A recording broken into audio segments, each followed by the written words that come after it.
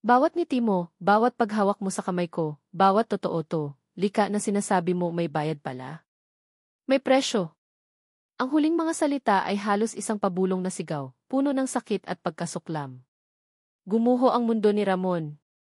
Ang bulaklak na hawak niya ay nalaglag mula sa kanyang nanginginig na kamay. Ang mga talulot nito ay kumalat sa sahig na parang mga basag na piraso ng kanilang mga alaala. Lika, makinig ka, pakiusap, sabi niya, humahakbang palapit, ang mga kamay ay nakataas na tila sumusuko. Nagsimula sa mali, inaamin ko. May usapan kami pero lahat ng naramdaman ko, lahat ng pinakita ko sa'yo nitong mga nakaraang linggo, totoo yon. Maniwala ka sa akin, Lika, totoo yon. Isang tawang walang saya ang kumawala sa mga labi ni Lika. Isang tawang mapait at puno ng lason. Tutu. Tinitigan niya si Ramon na parabang ito ang pinakakasuklam-suklam na bagay na nakita niya sa buong buhay niya. Paano ako maniniwala sa'yo? Alin ang totoo, Ramon? Yung guro na simple ang pangarap? O yung lalaking tumatanggap ng pera para manloko ng isang babae? Hinablot niya ang mga papel mula sa mesa at marahas na idinuldol sa dibdib ni Ramon. Ito ang totoo. Ito ang katibayan. Ang pag-ibig mo, ang pagkatao mo, nakalista lahat dito, may katumbas na presyo. Napaurong si Ramon, hindi dahil sa lakas ng tulak ni Lika, kundi dahil sa bigat ng bawat salitang binitawan nito. Ang bawat salita ay isang pako na lalong bumaon sa kanyang puso. May dahilan, Lika, may dahilan kung bakit ko ginawa. Hindi ko lang masabi sa'yo ngayon. Desperado niyang katwiran, ang boses ay basag na. Dahilan? Umiling-iling si Lika, ang mga luha ay nagsimula ng mamuo sa kanyang mga mata, mga luhang nagbabaga sa galit. Walang kahit anong dahilan ang sapat para gawin mo to sa akin. Ginawa mo akong tanga, Ramon. Pinaniwala mo ako sa isang kasinungalingan. Pinaglaruan mo ang puso ko na parang isa lang itong proyekto na kailangan mong tapusin. Sinubukan ni Ramon na abutin ang kanyang kamay. Lika, wag mong gawin to sa atin. Mabilis na iniatras ni Lika ang kanyang kamay na para siyang napaso. Walang tayo, Ramon, sabi niya, ang boses ay biglang naging malamig at matigas na parang yelo. Ang galit ay napalitan ng isang nakakakilabot na katahimikan. Hindi kailanman nagkaroon ng tayo. Ang mayroon lang ay isang magaling na aktor at isang taang naniwala sa kanya. Pinunasan niya ang mga luha sa kanyang pisngi gamit ang likod ng kanyang palad.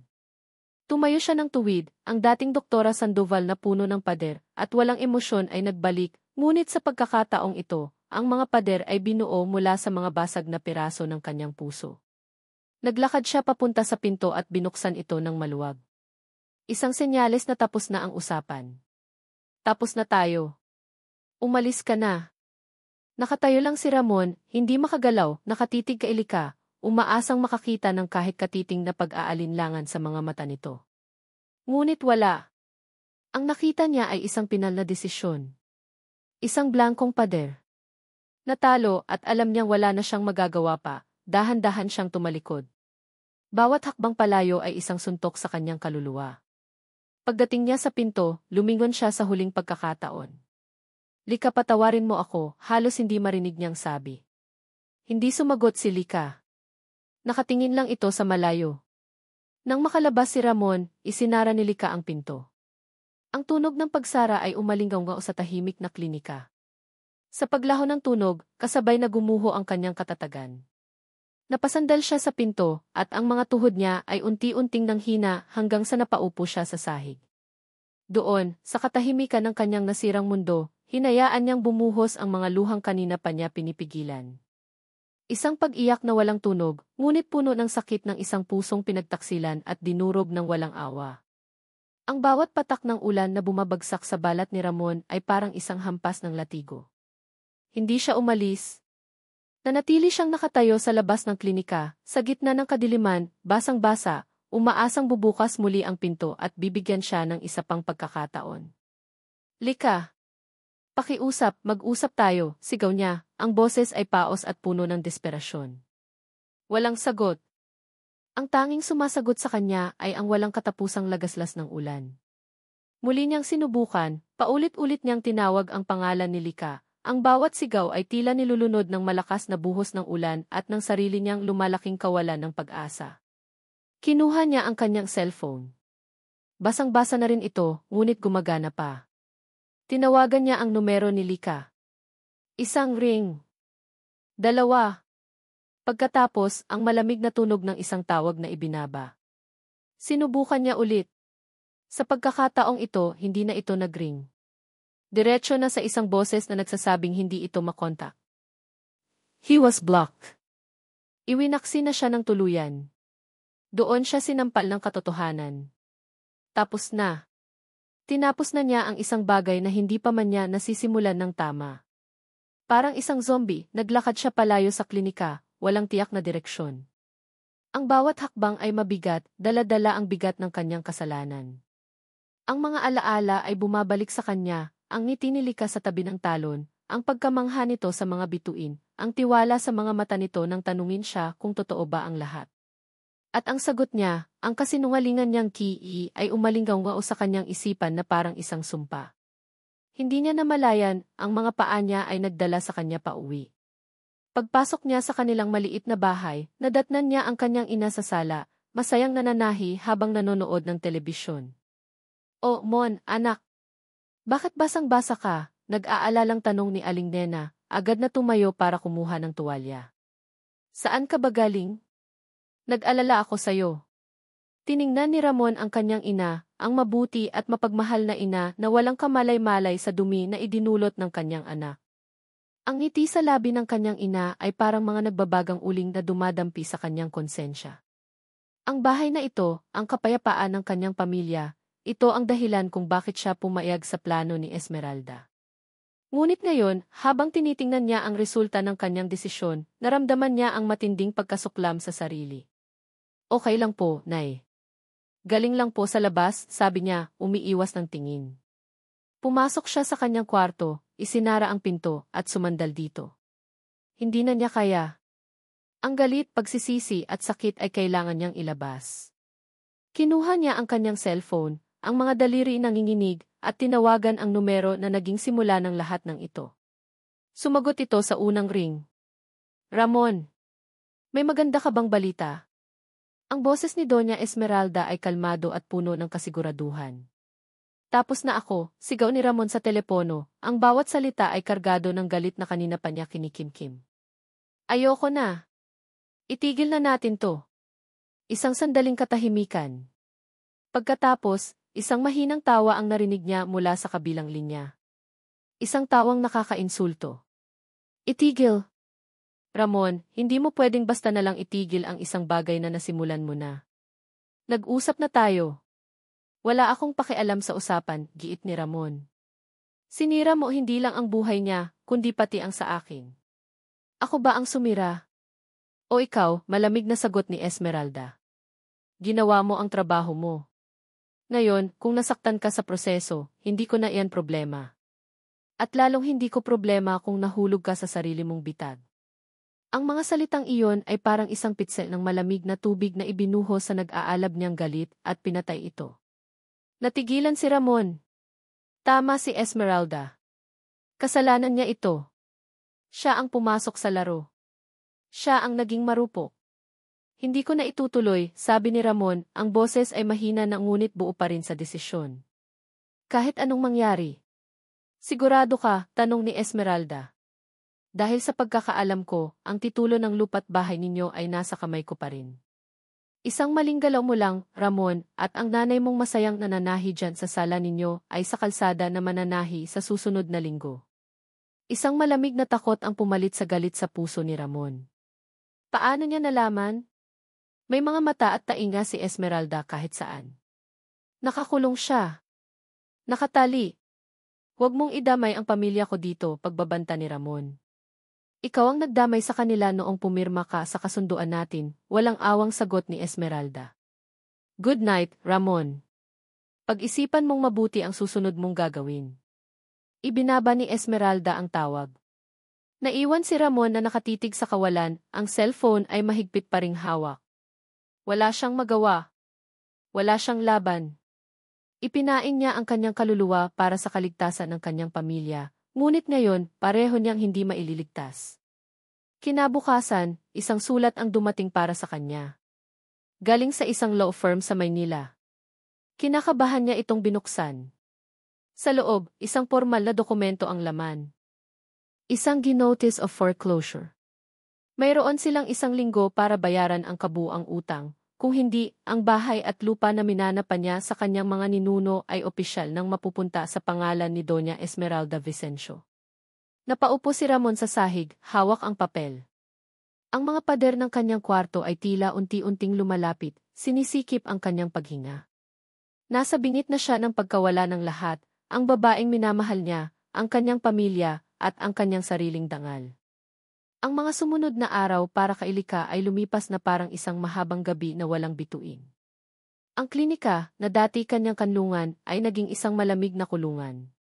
Ang bawat sulok ay may alaala ni Ramon, at ang bawat alaala ay isang punyan na tumatark sa kanyang puso. Tumigil na siya sa pag-iyak. Napalitan iyon ng isang manhid na pakiramdam, isang pagtanggap sa katotohanang ang kaligayahang naramdaman niya ay isang malaking ilusyon lamang. Isang hapon, habang nakatulala siya sa bintana at pinapanood ang mga batang naglalaro sa plaza, isang pamilyar na itim na kotse ang muling huminto sa tapat ng klinika. Bumukas ang pinto at bumaba si Doña Esmeralda, ang mukha ay puno ng peking pag-aalala. Pumasok ito sa klinika at agad siyang niyakap. Lika, anak ko. Nabalitaan ko ang nangyari. I'm so sorry, darling. I'm so sorry. Hindi gumanti ng yakap si Lika. Nanatili siyang nakatayo, malamig na parang isang estatwa. Ang pagdating ni Esmeralda ay hindi na niya ikinagulat. Tila inaasahan na niya ito. Sinabi ko na sayo, anak. Ginagamit ka lang niya, malambing na sabi ni Esmeralda, hinahaplos ang kanyang buhok. Mga lalaking desperado para sa pera gagawin nila ang lahat. Umupo sila sa silya at hinawakan ni Esmeralda ang mga kamay ni Lika. Alam kong masakit, pero kailangan mong malaman ang buong katotohanan. Para matuto ka. Para hindi ka na muling magpauto sa mga tulad niya. Huminga ng malalim si Esmeralda na para bang ang sasabihin niya ay napakabigat din para sa kanya. Alam mo ba kung bakit pinuntirya ka niya, Lika? Hindi lang dahil sa pangalan natin. May mas malalim na dahilan. Nakinig lang si Lika, ang kanyang mga mata ay blanko. Ang ama mo, pagsisimula ni Esmeralda, sa kanyang huling habilin mayroon siyang inilagay na isang kondisyon. Isang kondisyon para makuha mo ang lahat ng mana mo.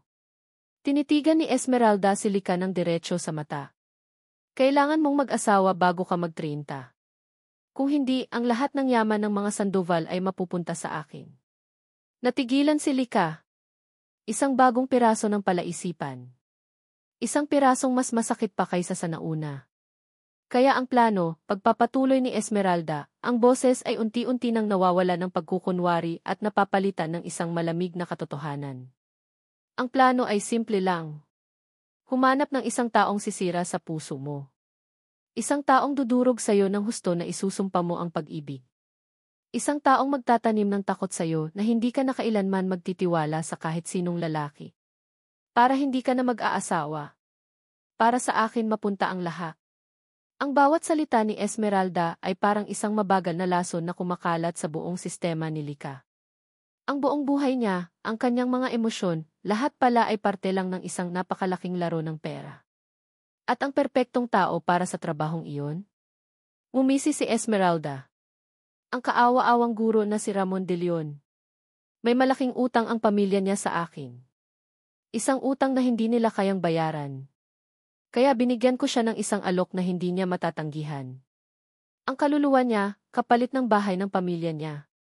Para patunayan ang kanyang mga sinabi, kinuha ni Esmeralda ang kanyang cellphone.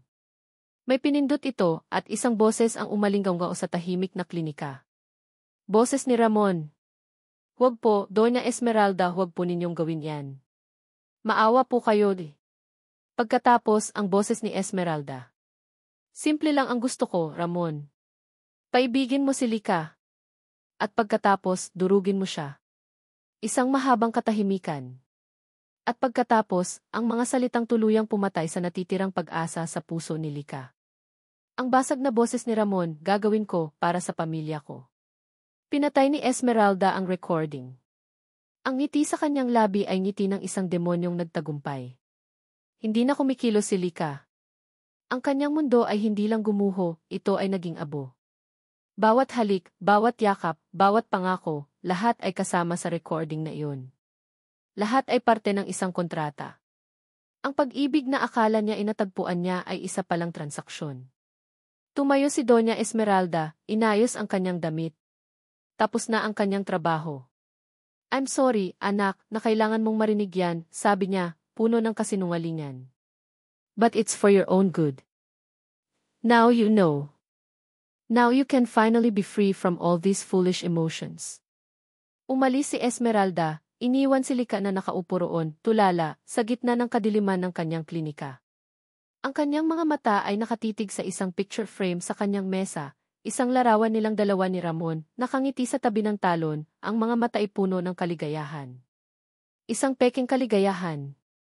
Dahan-dahan niyang kinuha ang picture frame. Ang kanyang mga daliri ay nanginginig. Ang manhid na pakiramdam ay nawala, napalitan ng isang umaapaw na galit at sakit. Sa isang biglaang paggalaw, ibinato niya ang picture frame sa pader.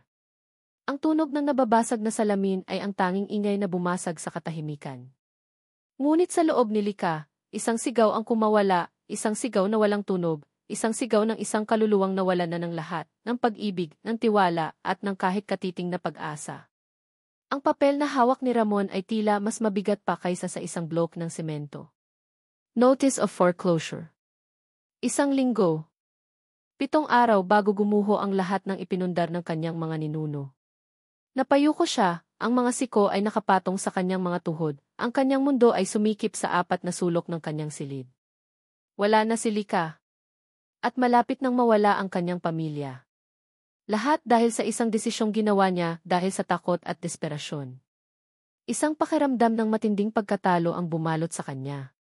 Ito na ba ang katapusan? Susuko na lang ba siya? Hahayaan na lang ba niyang manalo si Doña Esmeralda? Bumukas ang pinto ng kanyang kwarto. Pumasok ang kanyang ina, si Aling Nena, may dalang isang baso ng mainit na gatas. Nakita nito ang papel sa sahig at ang anyo ng kanyang anak na tila pinagsakluban ng langit at lupa. Dahan-dahan itong lumapit at pinulot ang sulat.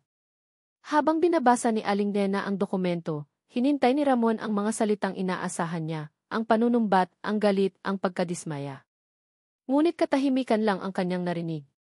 Nang mag-angat siya ng tingin, nakita niya ang kanyang ina na nakatitig sa kanya, hindi nang may galit, kundi nang may malalim na awa at pag-unawa.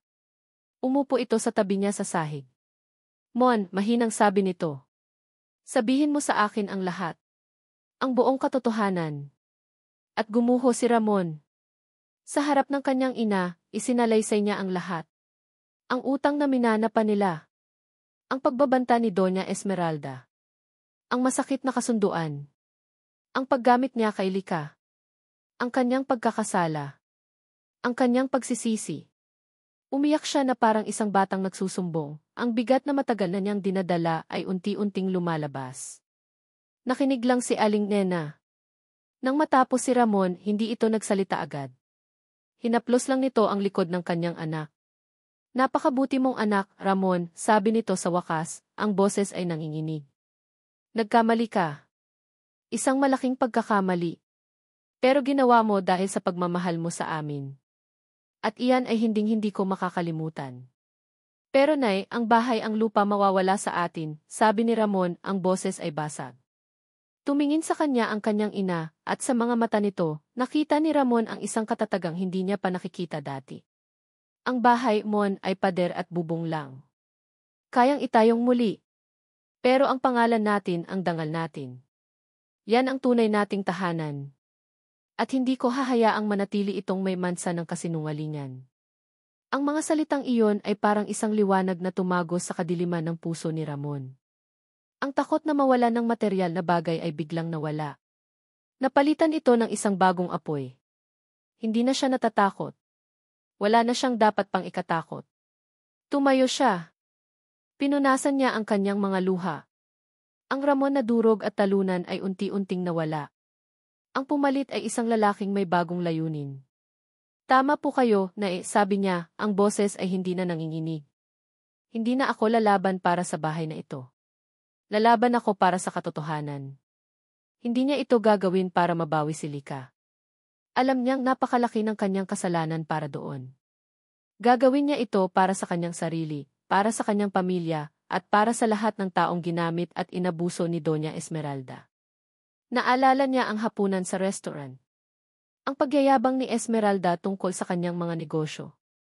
May nabanggit itong isang key creative accounting na ginawa niya para malusutan ang gobyerno. Isang maliit na detalye pero isang sinulid. Isang sinulid na maaari niyang hilahin. Kinabukasan, maaga siyang umalis. Nagpunta siya sa bayan at kinausap ang isang malayong pinsan ng kanyang ama na isang abogado. Ipinaliwanag niya ang sitwasyon. Mahirap yan, Mon, sabi ng abogado. Si Doña Esmeralda, makapangyarihan siya. Kailangan natin ng matibay na ebidensya. Isang taong handang tumestigo laban sa kanya. Isang testigo. Sino ang maglalakas loob na kalabanin ang isang Vicencio? Nagsimula siyang magtanong-tanong. Sinubukan niyang hanapin ang mga dating kasosyo sa negosyo ng pamilya Vicencio. Ngunit lahat ay takot. Lahat ay umiiwas. Paulit-ulit siyang nabigo. Ngunit hindi siya sumuko. Isang gabi, habang pauwi na siya, may isang matandang tricycle driver na pumara sa kanya.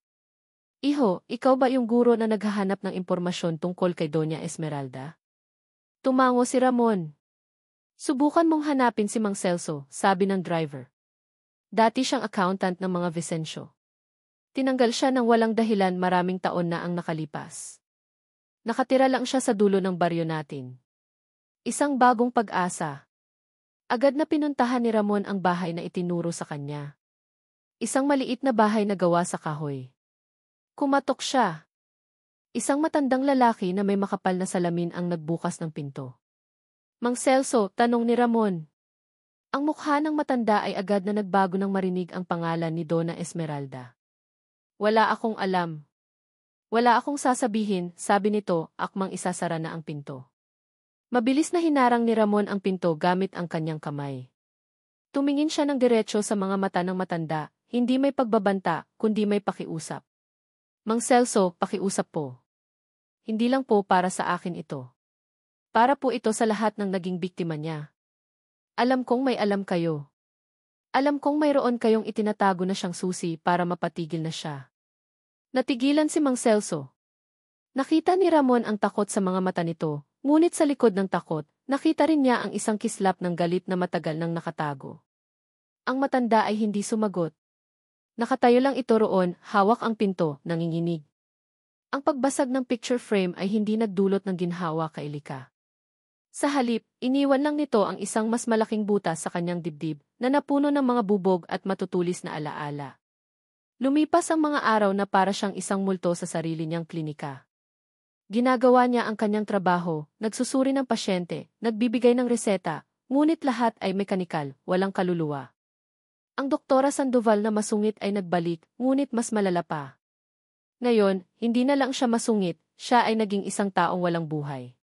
Ang kanyang tapat na assistant, si Nurse Jenny, ay tahimik na nagmamasid. Hindi ito nagtatanong, ngunit sa mga mata nito, kitang-kita ni Lika ang pag-aalala. Isang hapon, habang nag-aayos sila ng mga gamit, hindi na napigilan ni Jenny. Doktora, mahinang sabi nito. Alam niyo po, si Sir Ramon hindi po siya masamang tao. Tumingin ng masama si Lika kay Jenny. Huwag mong babanggitin ang pangalan na iyan dito. Hindi natakot si Jenny. Nakita ko po siya noong isang araw, Doktora. May isang matandang babae na natumba sa palengke. Siya po ang unang tumulong. Binuhat niya ang matanda, dinala sa health center, at hindi umalis hanggang masigurong maayos na ito. Hindi niya po alam na nakatingin ako. Walang kamera, walang ibang tao. Ginawa niya lang po dahil yun ang tama. Hindi sumagot si Lika, ngunit ang kwento ni Jenny ay parang isang maliit na batong ibinato sa isang napakatahimik na lawa. Gumawa ito ng mga alon sa kanyang isipan. Kinagabihan, hindi siya mapakali. Kinuha niya ang mga piraso ng nabasag na picture frame mula sa basurahan. Pinagdugtong-dugtong niya ito hanggang sa muling mabuo ang larawan nilang dalawa ni Ramon. Tinitigan niya ang mga mata ni Ramon sa litrato. Ang saya, ang ngiti, posible bang lahat ng iyon ay isang pag-arte lamang? Naalala niya ang mga sandali na tila hindi kasama sa script, ang pag-aalala nito sa estudyanteng si Kiko, ang pagtatanggol nito sa kanya mula sa mga lasing, ang paraan ng pagtingin nito sa kanya nang hindi niya namamalayan. Isang ideya ang pumasok sa kanyang isipan. Isang ideyang nakakatakot dahil nangangahulugan ito ng pagharap sa sakit. Ngunit kailangan niya. Kailangan niyang malaman ang buong kwento, hindi lang ang bersyon na isinalaysay sa kanya ni Doña Esmeralda. Kinabukasan, isinara niya ang klinika. Naglakad siya papunta sa bahay ng mga De Leon. Habang papalapit, nakita niya ang isang bagay na nagpatigil sa kanya. Ang pamilya ni Ramon ay nasa labas ng bahay, nag-impact ng mga gamit. Ang mga silya, mesa, at aparador ay inilalabas nila sa bakuran. Nagtago siya sa likod ng isang malaking puno, nagmamasid. Nakita niya si Ramon, mas payat, may mga maitim na bilog sa ilalim ng mga mata, ngunit kumikilos ng may determinasyon. Nakita niya si Aling Nena, ang ina ni Ramon, na sa kabila ng kalungkutan sa mukha, ay mayroon pa ring dignidad. Naglakas loob siyang lumapit. Ang unang nakakita sa kanya ay si Aling Nena. Walang galit sa mga mata ng matanda, tanging isang malalim na kalungkutan. Doktora Lika, bati nito. Aling Nena, aalis na po kayo, hindi napigilang itanong ni Lika. Tumango si Aling Nena. Kukunin na ng bangko ang bahay. Pero ayos lang. Ang mahalaga ay buo kami. Tumingin ito kay Lika at ang mga mata nito ay puno ng pakiusap. Napakabuting tao ng anak ko, doktora. Nagkamali siya, isang pagkakamaling habang buhay niyang pagsisisihan, pero hindi siya masama. Ang mga salita ni Aling Nena ay tumagos sa puso ni Lika. Ang isang ina na nawawalan na ng tahanan ay hindi magsisinungaling para ipagtanggol ang isang anak na masama. Mayroong kulang sa kwento. Mayroong hindi siya alam. Umalis siya roon na gulong-gulo ang isip. Pag-uwi niya sa klinika, isang bagay ang nag-udyok sa kanya na gawin. Kinalkal niya ang mga lumang bowl na dala niya mula sa Maynila, mga gamit na iniwan ng kanyang ama. Hinahanap niya ang isang bagay na hindi niya alam kung ano. At doon, sa ilalim ng mga lumang dokumento, nakita niya ito. Isang maliit, leather-bound na diary. Ang diary ng kanyang ama.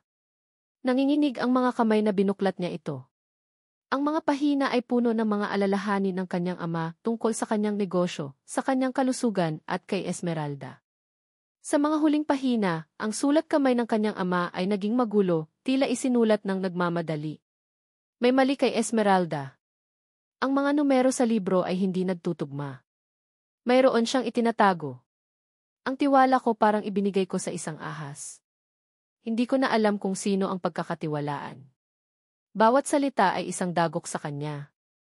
Ang kanyang ama, na akala niya ibulag sa pag-ibig, ay nakakita pala. Nakaramdam. At sa pinakahuling pahina, may isang pangungusap na isinulat ng mas malaki kaysa sa iba. Isang pangungusap na nagpatigil sa paghinga ni Lika. Humingi ng tulong kay Atty. De Leon, ang ama ni Ramon. Nabitawan ni Lika ang diary. Atty. De Leon.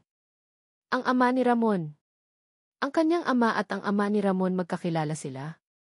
Higit pa doon, pinagkakatiwalaan ng kanyang ama ang ama ni Ramon. Ngunit bakit?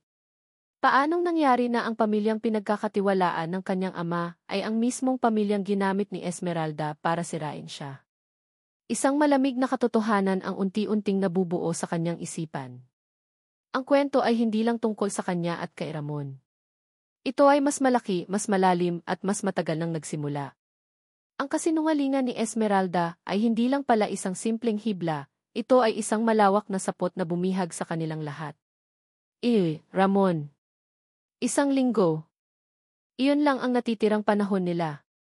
Ngunit para kay Ramon, ang bawat araw ay hindi na isang pagbilang patungo sa katapusan, kundi isang paghahanda para sa isang bagong simula, ang simula ng paglaban. Matapos ang ilang araw ng pakiusap, sa wakas ay pumayag si Mang Celso na makipagkita. Dala nito ang isang luma at makapal na ledger. Nakatago to sa ilalim ng sahig ng bahay ko sa loob ng 10 taon, sabi ni Mang Celso, ang mga kamay ay nanginginig habang iniaabot ang libro kay Ramon. Andyan lahat, iho. Ang mga peking transaksyon.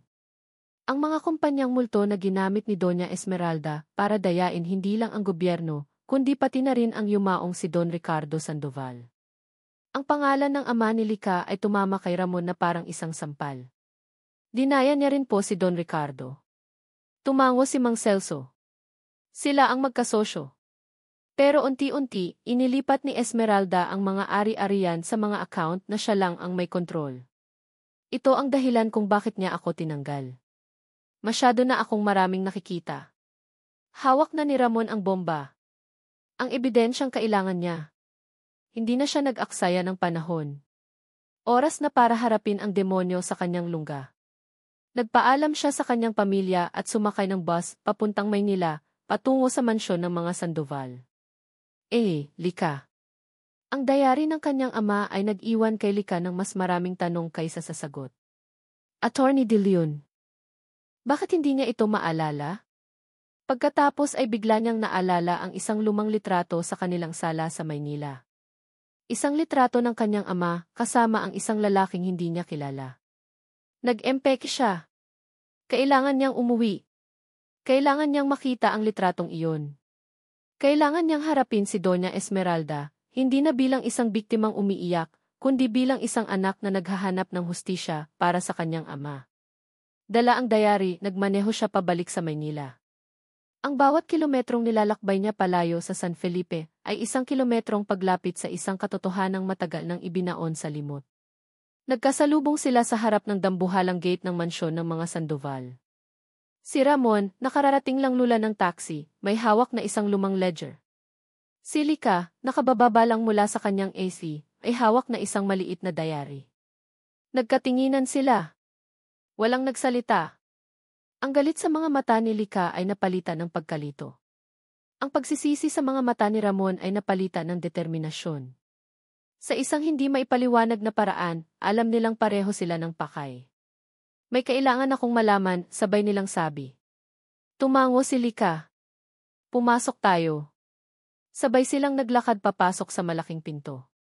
Nadatnan nila si Doña Esmeralda sa sala, nagkakape, mukhang nagulat ngunit agad ding nakabawi. Isang mapagmataas na ngiti ang sumilay sa kanyang mga labi. Well, what a surprise. The tragic lovers, reunited, sabi nito, puno ng panunuya. Nandito ba kayo para magmakaawa? Huli na ang lahat. Ang bahay ng mga De Leon ay akin na bukas. At ang mana mo, Lika, ay malapit nang mapasa kamay ko. Hindi na tinag si Ramon. Lumapit siya at marahang inilapag ang ledger sa mamahaling mesa. Hindi po kami naparito para magmakaawa, Doña Esmeralda. Nandito po kami para sa hustisya. Binuklat ni Ramon ang libro at itinuro ang mga nakasulat dito. Ito po ang ebidensya ng pandaraya ninyo, hindi lang sa kumpanya, kundi pati na rin sa yumao kong amo, si Don Ricardo Sandoval, sabi ni Mang Celso, na biglang lumitaw mula sa likuran ni Ramon kasama ang abogado nito. Nanlaki ang mga mata ni Esmeralda. Ngunit hindi pa tapos. Inilapag naman ni Lika ang diary ng kanyang ama sa tabi ng ledger. At ito, sabi ni Lika, ang boses ay matatag. Ito ang mga huling salita ng aking ama. Ang kanyang pagdududa sa iyo. At ang kanyang tiwala sa isang tao, kay Attorney De Leon. Ang ama ni Ramon. Tumingin si Lika kay Esmeralda, ang mga mata ay nagliliyab. Sila ay magkaibigan, hindi ba? Ang ama ko at ang ama ni Ramon, sila ay matalik na magkaibigan. Ikaw ang sumira sa kanila. Ikaw ang gumawa ng kwento na niloko ng mga De Leon ang pamilya namin para pagtakpan ang sarili mong pagnanakaw. Ang buong katotohanan ay lumabas na. Ang iutangki ng mga De Leon ay isang gawa-gawang kasalanan na ipinasa ni Esmeralda para makontrol sila. Ginamit niya ang kasinungalingang ito para paghiwalayin ang dalawang pamilya at para makuha ang lahat. Natulala si Doña Esmeralda. Ang kanyang mukha na laging kalmado at puno ng kontrol ay nagpakita na ng lamat. Ang kanyang mga mata ay nagpabalik-balik mula sa ledger, sa diary, at sa mga mukha ng mga taong nasa harap niya. Wala na siyang lusot. Kasalanan niyo to, bigla niyang sigaw, ang kanyang pagkukunwari ay tuluyan ng gumuho at napalitan ng isang pangit na galit. Tumayo siya, itinuturo si Lika. Kasalanan ng ama mo. Lagi niya akong minamaliit. Palagi niyang ipinapamukha sa akin na hindi ako karapat-dapat para sa kanya. Na isa lang akong palamuti. Karapat-dapat lang sa inyo yan. Karapat-dapat lang kayong lahat na magdusa. Ang bawat salita ay isang pag-amin. Isang pag-amin sa kanyang galit, sa kanyang inggit, at sa kanyang mga krimen. Ngunit ang hindi niya alam, habang siya ay sumisigaw at inilalabas ang lahat ng kanyang lason, isang maliit na pulang ilaw ang kumikislap mula sa cellphone na maingat na inilapag ni Lika sa mesa kanina. Isang cellphone na naka-on sa voice recorder. Lahat ng kanyang pag-amin, bawat salita ay nakuha. Ang laro ay tapos na. Lumipas ang 3 buwan. Ang iskandalong kinasangkutan ni Doña Esmeralda Vicencio ay naging laman ng mga balita. Sa tulong ng ledger ni Mang Celso, ng diary ni Don Ricardo, at ng nakarecord na pag-amin, naharap siya sa iba't ibang kaso ng pandaraya at pamimiki. Ang kanyang paghahari ay tuluyan ng natapos. Ang mansyon ng mga Sandoval ay naging tahimik.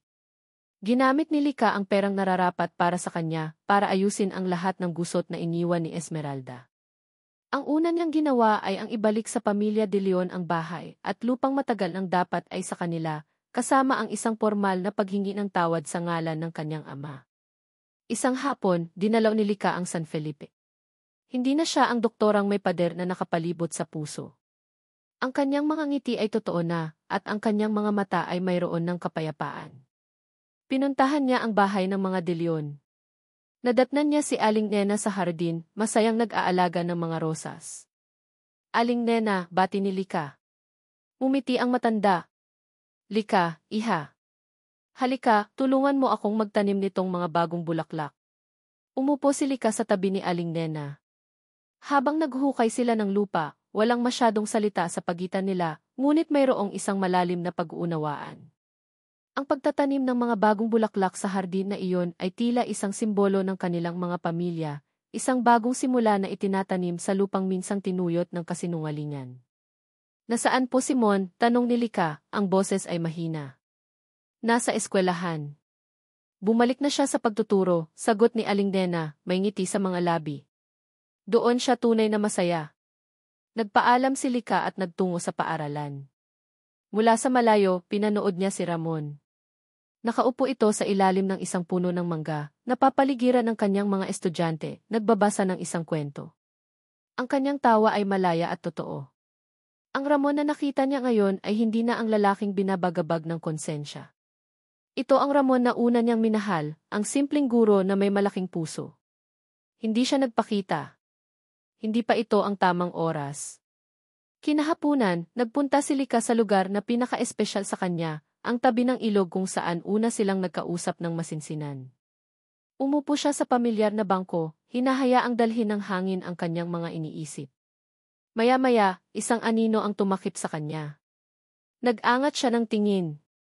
Si Ramon. Alam kong dito kita mahahanap, sabi nito, isang maliit na ngiti sa kanyang mga labi. Umupo ito sa tabi niya, nag-iwan ng isang disenteng espasyo sa pagitan nila. Matagal silang natahimik, pinapakinggan lang ang agos ng ilog. Salamat, Lika, basag ni Ramon sa katahimikan. Sa lahat. Umiling si Lika. Wala yon. Itinama ko lang ang mali. Lika, patawad, sabi ni Ramon, ang boses ay puno ng sinseridad. Patawad sa lahat ng sakit na idinulot ko sa iyo. Hinding-hindi ko mapapatawad ang sarili ko, pero sana balang araw, mapatawad mo ako. Tumingin si Lika sa kanya. Ang galit ay matagal nang wala. Ang sakit ay unti-unti nang naghihilom. Alam mo, Mon, sabi niya. Dati, akala ko ang pagpapatawad ay para sa taong nagkasala sa iyo. Pero natutunan ko, ang pagpapatawad pala ay para sa sarili mo. Para makalaya ka.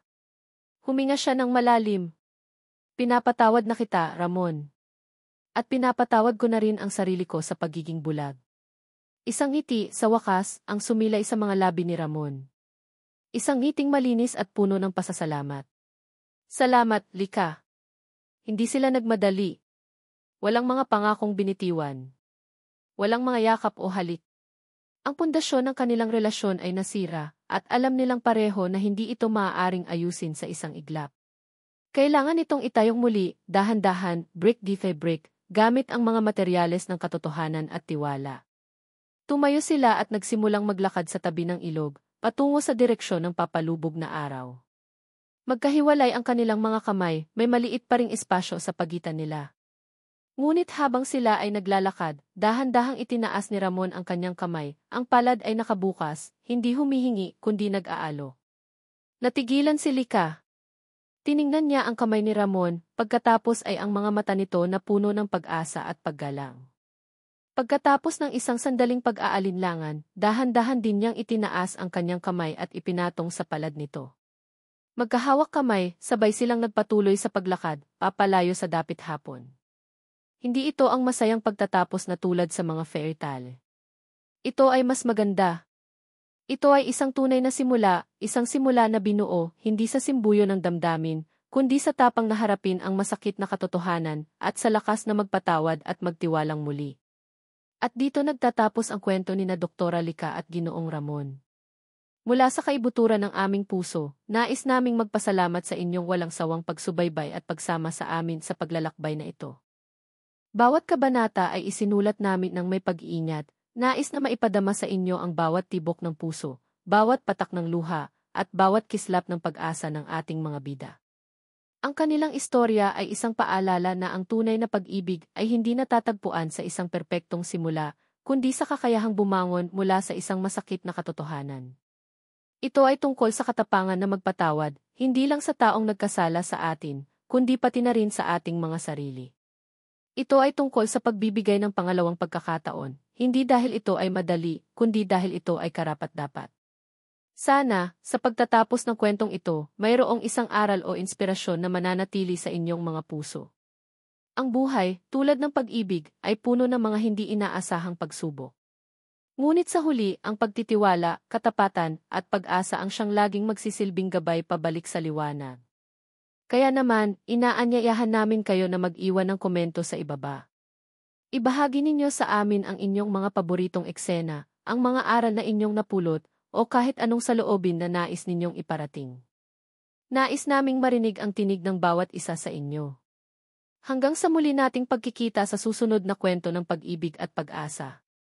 Muli, maraming salamat po sa inyong pagmamahal at suporta.